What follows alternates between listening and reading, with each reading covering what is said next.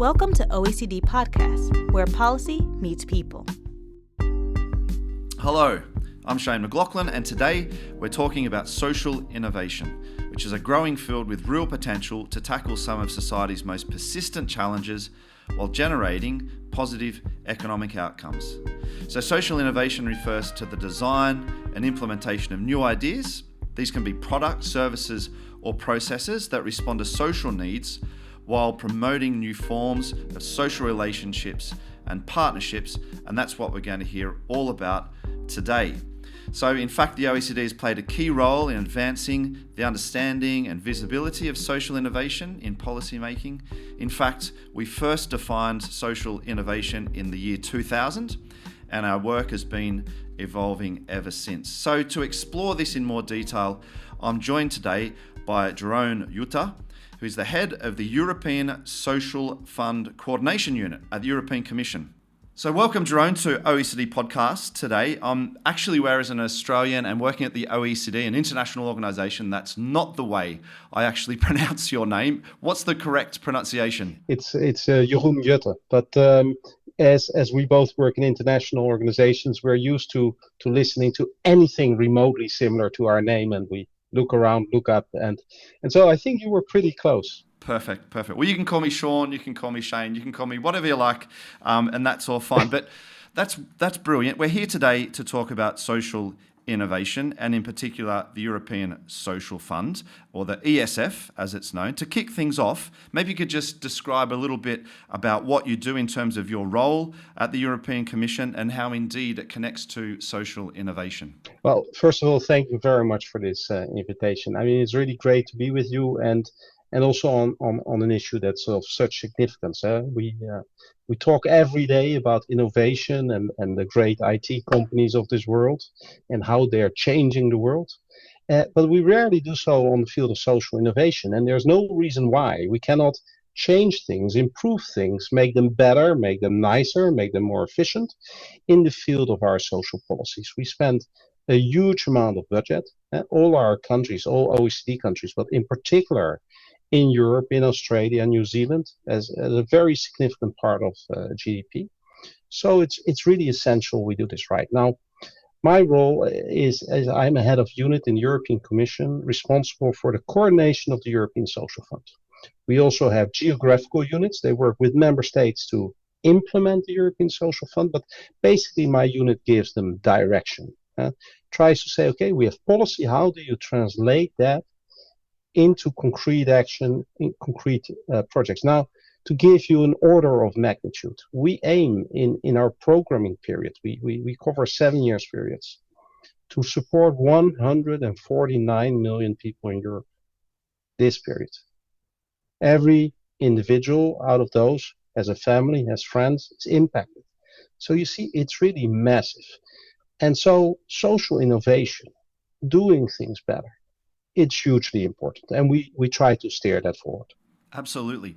149 million people in Europe is rather impressive. It's kind of the population of France times 2. So just to give people an idea of that scale. But indeed, the OECD has developed this 3S framework, which is starting, scaling, and sustaining social innovation. We actually just brought out a report last week on that. But the report highlights the importance of supporting social innovation through the whole life cycle. So from initial experimentation to long-term sustainability. How does the ESF, the European Social Fund Plus framework, support these different stages as well?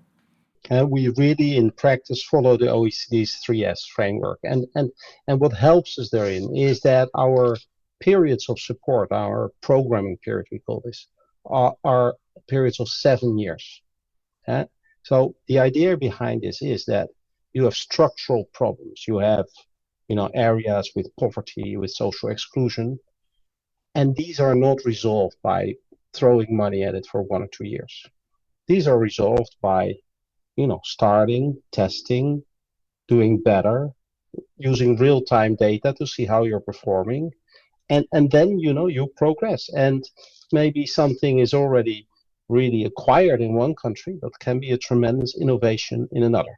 And again, to transmit that knowledge, to to share that, to have a mutual learning process. This takes time. And that's why 7 years is a great period to actually support this whole chain of steps you have to undertake to go from the early stage initiatives to pilot projects and move forward with that. And we do so with the shared management programs, so shared management between the member states and the European Commission, and also local stakeholders. That, and because we know social innovation is often really emerging at the local level, to move forward with that. To give you again an idea, the European Social Fund is 142 billion euro, both European money and national. 2 billion out of that is specifically targeting social innovation, to have this testing, this piloting, this expanding, and then hopefully when things are successful, we mainstream it in the remainder of the funding. That's really the logic behind it. Very good. Yeah, I mean, that's very impressive to see 2 billion going on social innovation as part of that fund. And I think that sustaining successful pilots is probably one of the biggest challenges. I'm not sure whether you agree, but I'm just wondering about the strategies that you're employing, that you're using to support the upscaling of social innovations across regions and countries, and whether you might have some of the, some examples in mind of this innovation. You spoke about mutual learning, but it'd be good to hear about those scaling aspects, if possible. Yeah. No, I completely agree. It's one of the toughest challenges, and we see some successes, but you see a lot of failures as well. And one of the things is simply that, what can work in one country often doesn't work in another. For a variety of reasons. It can be cultural, administrative, institutional setup, or what have you. So what we did is we created a specific initiative, and we put a dedicated budget there, roughly 200 million, and we organize pilots through that. But these pilots are multi-country, so countries must together test a concept that has already proven its chances of success. And that gives us a broader basis, a multi-country basis, and we combine that with something we call communities of practice. In essence, it's bringing people from every country together, people that are specialists in this, that have their feet in the mud, so to speak, and sometimes they say, "Wow, this can work in Madrid. I'm from Madrid. This can work in our situation," and of course sometimes not. And this is how we link via these experts that are also working on ESF in their countries. We link these social innovations, and it's a bit like pick and choose. You try to get people that have the ability to take these good projects, the ideas, adapt it to the local situation, and then also with European co-financing, we can roll this out. And a great example is something we call ALMA, and we have all these acronyms in Europe, and nobody knows what they mean, but essentially this is about social inclusion pathways for young people that are not in education, not in training, not in a job, and so we bring them then also to other countries to have a new vision on the world, to really broaden their horizon and to see that things can be different. And we see in practice that is highly motivating for these young people. They tend to be in very difficult situations at the start, and it's a life-changing experience. And this we're rolling now out throughout Europe. We put a dedicated budget, and it's an amazing success. We have now 670 organizations involved in all member states, and this is going to go further in the future. We're taking this further, and obviously, you see the logic that especially amongst young people, you want to really have a system where nobody is left behind, and this is what we try to achieve. Absolutely, couldn't agree more. Yeah.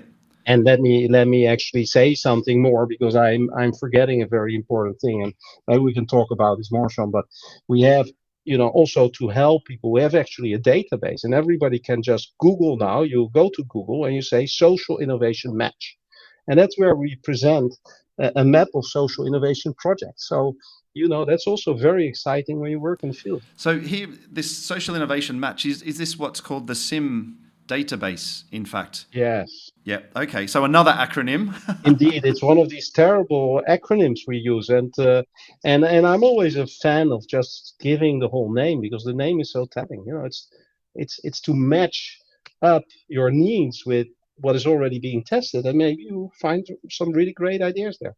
Absolutely, yeah. And I was comforted to hear you talking about young people. I think, often being left behind, as you said, and these efforts to make sure that we're not leaving young people behind. But maybe you could just expand a little bit on the SIM database, this matching mechanism, and indeed how our listeners on OECD Podcast might be able to get involved or benefit from this mechanism.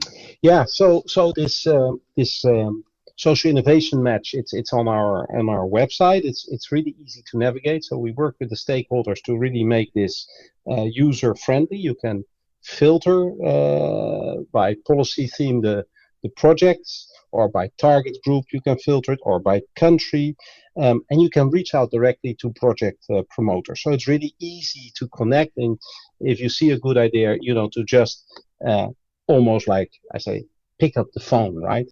Potentially there's a language issue, but still. Otherwise, send an email.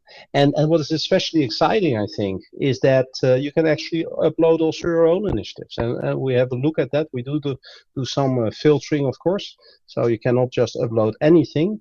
But we see that this is used by people that are committed, and so the filtering process is really much easier than it sounds, because you have here a bunch of really dedicated professionals, really motivated, and that's really wonderful to see. And like we all know, it's wonderful to see projects when you visit them. It is so incredibly motivating, and we see this really reflected in the social innovation match database. Perfect. Thanks so much for describing that. I think, we'll just look ahead a little bit at this point. How do you see the role of social innovation evolving in the EU, but beyond the EU as well? Beyond the EU, I don't dare say. So let me focus for a moment in this very particular international environment on the EU itself. Well, I think there are a number of factors here. Of course, as I said, we have this longer programming period, which basically assures that we have funding till 2030. Right? So our horizon is basically 2030 in the current. So we are moving forward with this planning where we have really had the 3S approach from the start till the finish, and to roll this out. And we are fairly at the start of the period. So it also means that, almost halfway, but you always have a bit of a slow start before you reach cruising speed. So we really have really exciting developments ahead of us, and we are really very actively working with member states in these communities of practice to bring the professionals together to test more and to really roll out things more broadly. But if you look also strategically, especially if you place it in the context of the European Union. In the European Union, what you see is that the demographic is such that we're losing 1 million people in our labor market each year because of demographic trends. Yeah? So 1 million fewer workers. By 2040, the labor market is 7% smaller. So what do you want to do? You want to use your full potential. You want to leave nobody behind. I mentioned the young. This is obviously the most important group. Young women, young men, you don't want to leave them behind. You want them to live a productive life. Also, people are happier when they live a productive life. So this is really our ambition, to use the full potential of Europe, of European citizens, to the benefit of our continent and to the benefit of all the individuals that are directly impacted by the support that the European Social Fund provides. Yeah, absolutely. I mean, that's quite a shocking statistic, 1 million fewer workers in the EU per year. And I mean, that does highlight, as we kind of move on to our final question, but some of these challenges, these transitions we're facing. Obviously here we're talking about demographics, but there's also aging populations on the other side. There's the digital transition. There's obviously climate change. Today in Europe, we're seeing an incredible heat wave in Paris. It's 35 plus. It's been that way for 3 days. Yeah. But indeed, it's there's a lot of transitions that we're dealing with that present huge challenges, both in and on the continent, but globally. So where do you see the greatest potential for social innovation to make a difference, and as you say, get the full potential of what we can offer to societies and to the economy? I really think that it's extremely diverse, Sean. It's really in ranging from, let's say, social innovation pathways for groups that are really left behind, and they can be diverse. You can think of Gothenburg, where there's a big migrant community. You can think of Romania, where there's a big Roma community. There are very different issues. You can think of big urban areas like Paris, where you have many young that feel lost and today, and that need to somehow sometimes get direction and help in getting direction, and where the Alma initiative that I mentioned earlier is a great thing. But you can also think about, for example, people that have to re-enter the labor market. How can you best get in touch with women that want to work, that are maybe from a part of society where this is not so common? How can you best help them, train them? And we need to test different ways. Sometimes it's not the old, in fact, in general, it's not the old class system. It's a mix, maybe a bit online, a bit in the evening, in person, often informal environments. And so these things are need to be tested also, and that's exactly what we try to do. Also using real-time results, having often parallel paths in projects to say, okay, you do it the old-fashioned way, you do it the new way. You try to reach out via leaflets in maybe a shopping center, but you also reach out via social media, Instagram, and such. And so you must find ways to also be part of society the way it's evolved, and social media, let's face it, is a big part of that. So we must adjust also in social policy and employment policy and all those dimensions that in the end make society work. Perfect. Yeah.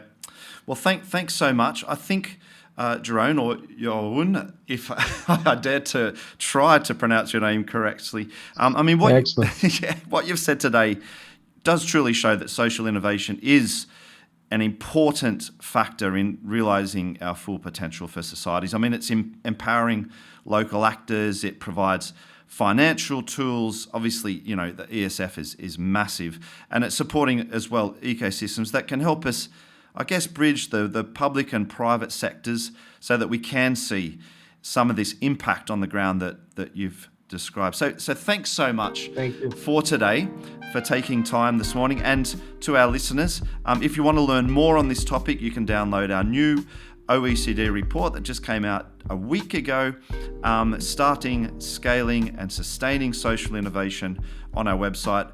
Go and Google it, Bing it, whatever you want to do. Thanks so much for your time. Thank you very much. I'm Shayne MacLachlan, and this has been an OECD podcast. Thanks. To listen to other OECD podcasts, find us on iTunes, Spotify, Google Podcasts, and SoundCloud.com/OECD.